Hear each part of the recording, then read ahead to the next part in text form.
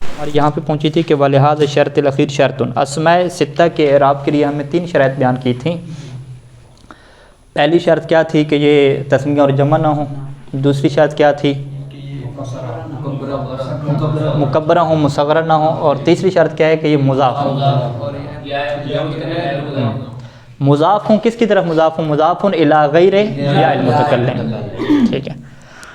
تو اس کو مصنف نے ترتیب کیسے کیا جی؟ آخری شرط ہے اس کی ایک اور شرط ہے، یوں کر کے تو سیدھے سیدھا کیا کہہ دیتے کہ آخری شرط ہی آپ یہی بنائیں کہ مضاف الی غیر یا المتکلم، تو وہ یہ لمبی کہانی ڈالنے کی ضرورت نہیں ہے۔ پہلے آپ کہہ دیتے ہیں مضاف ہو آخری شرط، پھر کہہ دیتے ہیں کہ اس مضاف کی بھی ایک اور شرط ہے، وہ جو مضاف ہو کس کی طرف ہو؟ الی غیر یا المتکلم ہو۔ اچھا، فَإِن كَانَ یا المتکلم، اگر وہ جو مضاف الیہ ہے وہ یا متکلم ہوا تو اعربت ایضاً بالحرکات، تو پھر اس کا اعراب بالحرکات ہوگا اصل کے مطابق۔ لکنھا تکون مقدرۃ، لیکن یہ جو حرکات ہیں یہ ظاہری نہیں ہوں گی بلکہ حرکات کیا ہو جائیں گی؟ مقدرہ ہو جائیں گی۔ جیسے ھذا ابی، ابی کی آپ ترکیب کیسے کریں گے؟ آپ کہیں گے کہ ابی جو ہے وہ خبر ہے، مرفوع ہے، وعلامۃ رفعہ الضمۃ المقدرۃ علی الباء منع من ظہورها الحرکۃ المناسبۃ للیاء۔ یہ پوری کیا ہے؟ اس کی ہسٹری ہو جائے گی جس طرح پہلے ہم کرتے آئے ہیں۔ منع من ظہورها الالف، ٹھیک ہے ٹھیک ہے، منع من ظہورها الیاء المقتضیۃ للحرکۃ المناسبۃ، یا منع من ظہورها الکسرۃ المناسبۃ للیاء، ٹھیک ہے۔ مختلف کیا ہیں اس کی تعبیریں ہیں، ایک لفظ آپ پکا بنا لیں اسی کا رٹا لگا لیں۔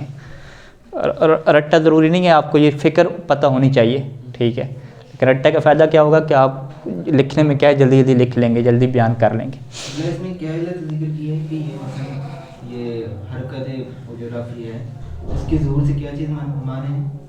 حرکت مناسبہ، یہ مانے ہیں یا الحرکت المناسبہ للیاء، ہاں یہ مانے ہیں یا اضافہ الی یا متکلم مانے ہیں؟ نہیں، با کے اوپر کسرہ آیا ہوا ہے نا۔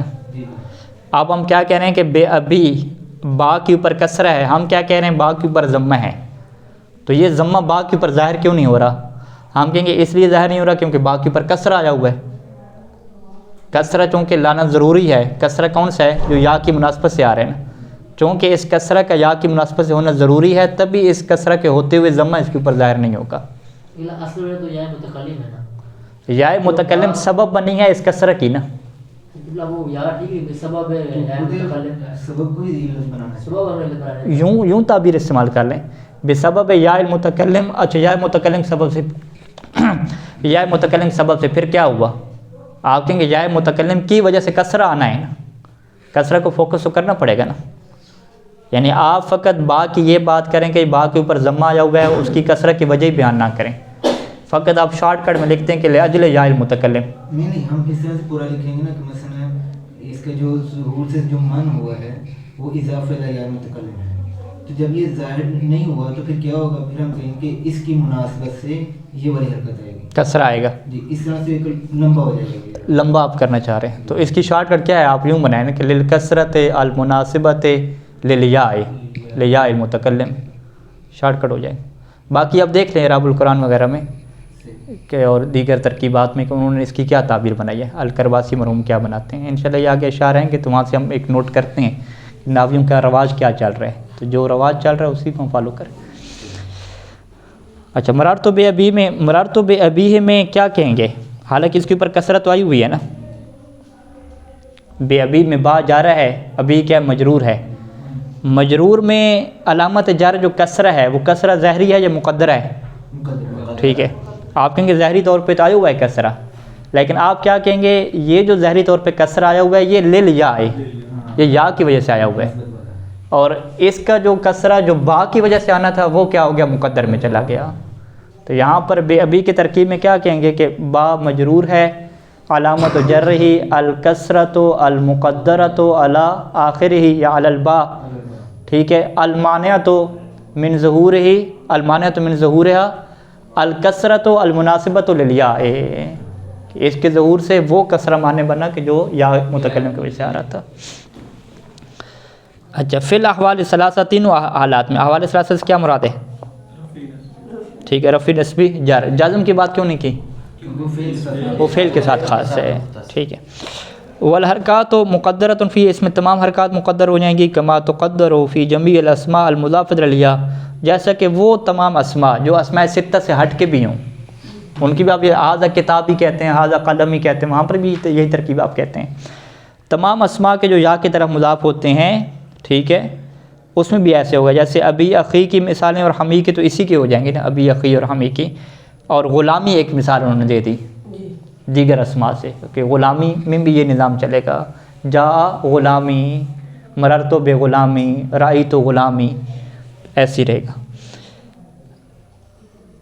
اچھا جی، واستغنیت عن اشتراط هذه الشروط لکونی لکھا ہوا کے پاس، لکونی لفظت بها مفردۃ مکبرۃ مضافۃ الی غیر یا المتکلم۔ اب یہاں پہ مصنف جو ہے وہ اپنے متن کے اوپر ہونے والے ایک اعتراض کا جواب دے رہے ہیں۔ متن کیا ہے مصنف کا؟ یہ اسماء ستہ الا اسماء ستہ کے پیچھے شروع ہونے، ہاں الا الاسماء الستہ، وہاں پہ مصنف نے کیا کہا کہ اعراب بالاصول ہوتے ہیں، علامات جو اعراب ہوتی ہیں بالاصول ہوتی ہیں، حرکات کے ذریعے سے ہوتی ہیں، سوائے اسماء ستہ کے۔ اسماء ستہ کے پھر کیسے بیان کیا؟ ابوہ اخوہ حموہ حنوہ فوہ ذو مال فترفع بالواو وتنصب بالالف وتجر بالیاء۔ بس یہ کہنے کے بعد متن ان کا ختم ہو گیا نا، ٹھیک ہے۔ ہم کہیں گے کہ بھئی آپ نے جو قطر النداء لکھی اس میں آپ نے اسماء ستہ کی شروط تو بیان ہی نہیں کی، ٹھیک ہے۔ حالانکہ اسماء ستہ کو اگر کوئی آپ سے سوال پوچھے کہ اسماء ستہ کی جو علامت اعراب ہے اصلی ہوتی ہے یا فرعی ہوتی ہے، اگر اگلا بندہ کہے کہ اسماء ستہ کی علامت اعراب فرعی ہوتی ہے تو آپ اس کا جواب غلط قرار دیتے ہیں۔ کیوں؟ آپ کہتے ہیں کہ اسماء ستہ کا اعراب اصلی بھی ہوتا ہے، کبھی فرعی بھی ہوتا ہے۔ کیونکہ اگر یہ مفرد ہوں گے تو ان کا اعراب کیا ہو جائے گا؟ اصلی ہو جائے گا، ٹھیک ہے۔ اسی طریقے سے وہ ابھی جو ہم نے پڑھا ہے، اگر یا کی طرف یہ مضاف ہوں گے یا متکلم کی طرف تو پھر بھی ان کا اعراب کیا ہو جاتا ہے؟ اصلی ہو جاتا ہے نا، علامت اعراب اصلی ہو جاتی ہے۔ تو آپ یہ تو نہیں کہہ سکتے کہ اسماء ستہ کا جو اعراب ہے وہ ہمیشہ کیا ہوتا ہے؟ فرعی ہوتا ہے۔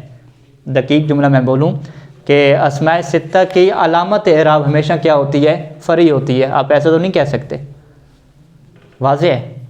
تو آپ کو کیا کہنا پڑتا ہے کہ اسماء ستہ کے اندر جب 3 شروط ہوتی ہیں تو ان کی علامت اعراب فرعی ہوتی ہے، اور اگر 3 شروط اس کے اندر نہ ہوں یا 3 میں سے ایک بھی نہ ہو تو پھر ان کی علامت اعراب اصلی ہوتی ہے، ٹھیک ہے، فرعی نہیں ہوتی۔ کبھی اصلی ہوتی ہے اور کبھی فرعی ہوتی ہے، لیکن یہ والی فرعی نہیں ہوتی جو ابھی یہاں پہ بیان کریں گے، واضح ہے۔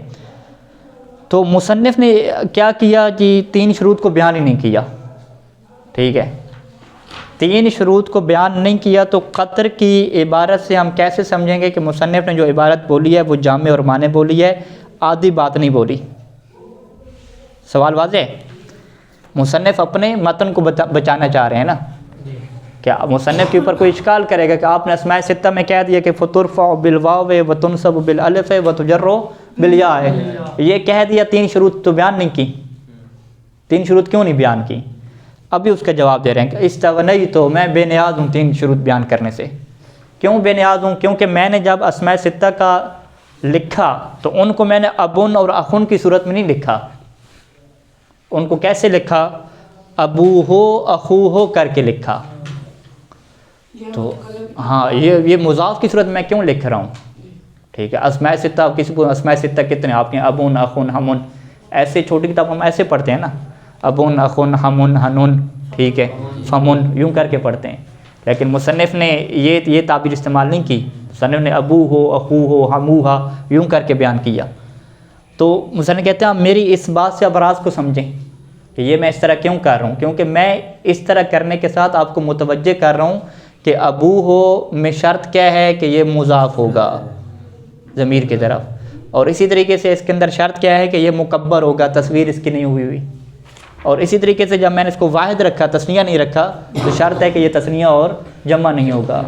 تو میری مثال کے اوپر اگر آپ غور کریں اور قرآن کی طرح میرے لفظوں کی تفسیر کریں تو آپ کو ساری باتیں سمجھ آ جائیں گی۔ تو یہاں سے مصنف اس مزاج کے اوپر لانا چاہتے ہیں کہ حدیث اور قرآن کی جب آپ تشریح کرتے ہیں تو چھوٹے چھوٹے لفظوں کے اوپر آپ کو کیا کرنا ہوتا ہے، غور کرنا ہوتا ہے۔ جو امام صادق علیہ السلام سے روایت ہے کہ فقیہ کون ہوتا ہے، حق الفقیہ، فقیہ انسان کب بنتا ہے کہ جو ہمارے کلام کے اشاروں کو جانتا ہے، چھپے ہوئے اشاروں کو ہمارے کلام کے اندر، معارضہ کلامنا، یہ تعبیر ہے ہمارے پاس۔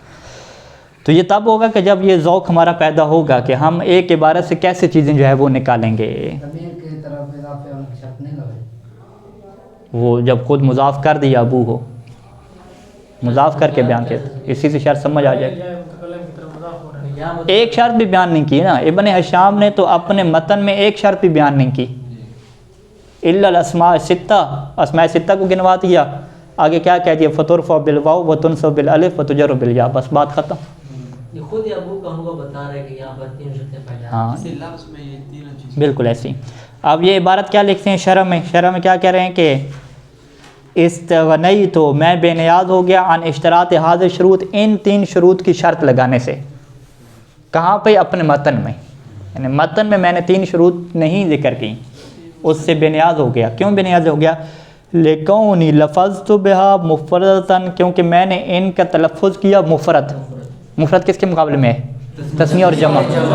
تو یہاں سے پہلی شرط آ گئی نا، پہلی شرط کیا ہے؟ مفرد ہونے چاہیے۔ تو میرے تلفظ سے پہلی شرط آپ کو یہ نظر آ گئی کہ یہ تثنیہ اور جمع نہیں ہونے چاہیے۔ مکبرتاً، اور میں نے اس کا تلفظ کیا مکبرہ، ٹھیک ہے، یہاں سے کیا سمجھ آ گئی؟ دوسری شرط سمجھ آ گئی۔ اور مضافتاً الی غیر یا المتکلم، اور میں نے ان کا تلفظ کیا الی غیر یا المتکلم، تو یہاں سے کیا سمجھ آ گئی؟ تیسری شرط سمجھ آ گئی۔ تو ہم نے آپ کی خدمت میں کیا عرض کیا تھا کہ آپ جب قطر کو خریدتے ہیں، پہلے حویش میں پڑی ہوتی تھی، اتنی چھوٹی سے کتابچہ ہوتا تھا، ٹھیک ہے، چند ایک صفحے ہوتے تھے، وہ جیب میں رکھتے تھے خرید کے، تو متن لوگ پڑھتے تھے، اسی سے چیزیں کیا یاد ہوتی تھیں، متن اس کا حفظ کیا جاتا تھا، کیوں اسی کے اندر ساری شرائط ہوتی تھیں سب کچھ۔ تو انشاءاللہ میرے پاس PDF میں ہے، میں بھیج دوں گا متن، اس کا پرنٹ کلوا رہے ہیں، اور وہ آپ کبھی پڑھتے رہیں، فقط متن کیا پڑھیں گے، جب متن پڑھیں گے تو اس متن کی شرح آپ کے پاس ہونی چاہیے، ٹھیک ہے۔ اسماء ستہ کی آپ ایک ہی لائن پڑھیں گے، ایک لائن پڑھیں گے، لیکن اس ایک لائن پڑھنے سے 3 شروط آپ کے ذہن میں آنی چاہیے، ٹھیک ہے۔ اسے تب کہیں گے کہ آپ جو ہے وہ شارٹ کٹ سے لانگ کٹ کی طرف جانے کی کیا صلاحیت پیدا کر چکے ہیں، بال کی کھال اتارنے کی صلاحیت پیدا ہو رہی ہے۔ اچھا، اسی طریقے سے مصنف نے کہا کہ وَإِنَّمَا قُلْتُ حَمُوهَا، کہ آپ نے میری عبارت میں غور کیا ہوگا کہ سب کو میں مضاف کر رہا تھا مذکر کی طرف، جب حمو کی بات آئی تو میں نے حموہا کہہ دیا، ٹھیک ہے۔ اس کی کیا وجہ ہے؟ فَأَضَفْتُ الْحَمَّ إِلَىٰ ضَمِيرِ الْمُؤَنَّثِ، میں نے حمہ کو ضمیر مؤنث کی طرف مضاف کیا، کیوں؟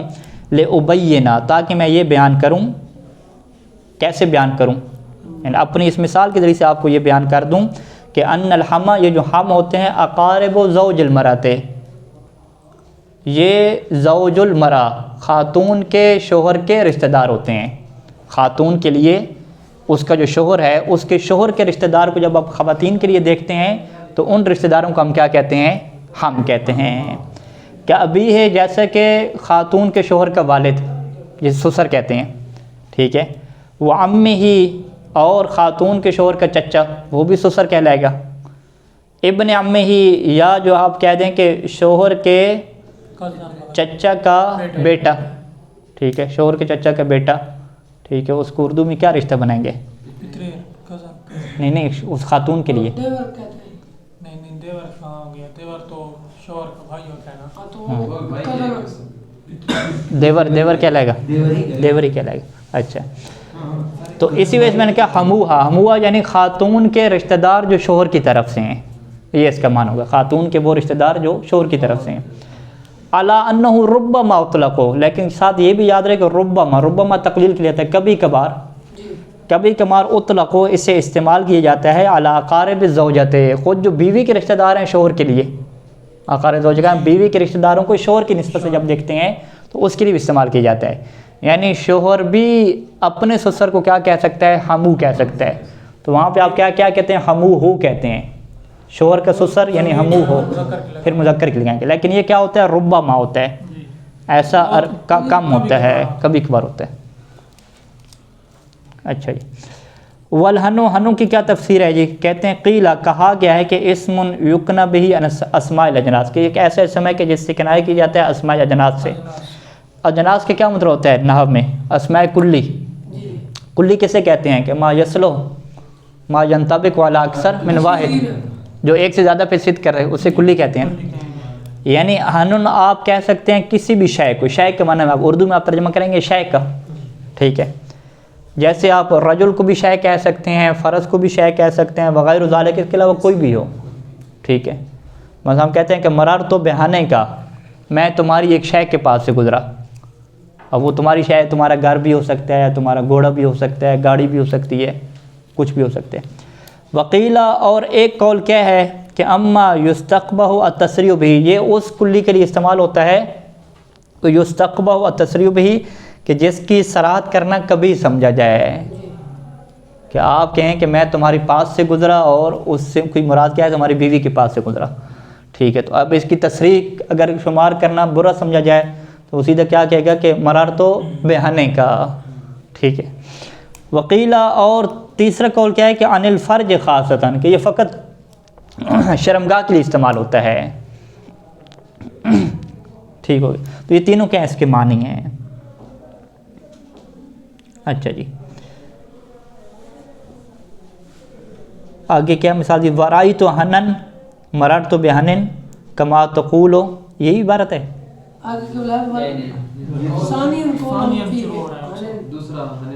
ہاں والافصح، والافصح استعمال الحن کا دن. ہاں، تو حنن کے بارے میں کیا اختلاف موجود ہے.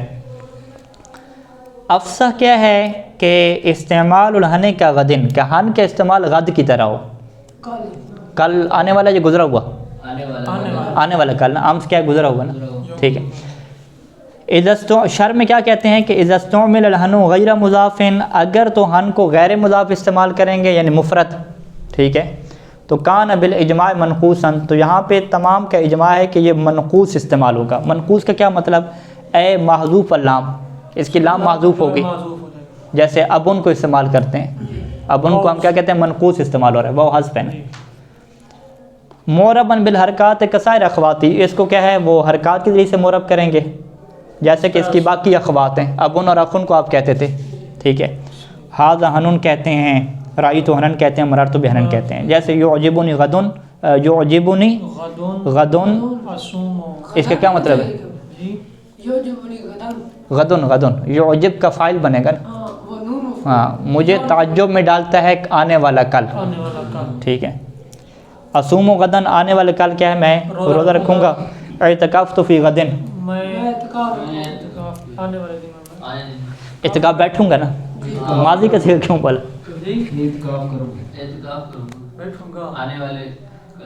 اعتکاف تو ماضی ہے، مضارع ہے صیغہ. اعتکاف تو نہیں ہے سر، کیا ہے؟ عاطف ہے. اچھا اچھا، میرے پاس اعتکاف تو لکھا ہوا ہے. ہاں، آپ کا نسخہ ٹھیک ہے کرباسی والا، ٹھیک ہے. میں نے کرباسی والے کو نہیں دیا، تو اس میں میرے پاس کیا لکھا ہوا ہے؟ اعتکف، تو یہ غلط ہے. عاطف ہو فعل مضارع بولیں گے، ٹھیک ہے.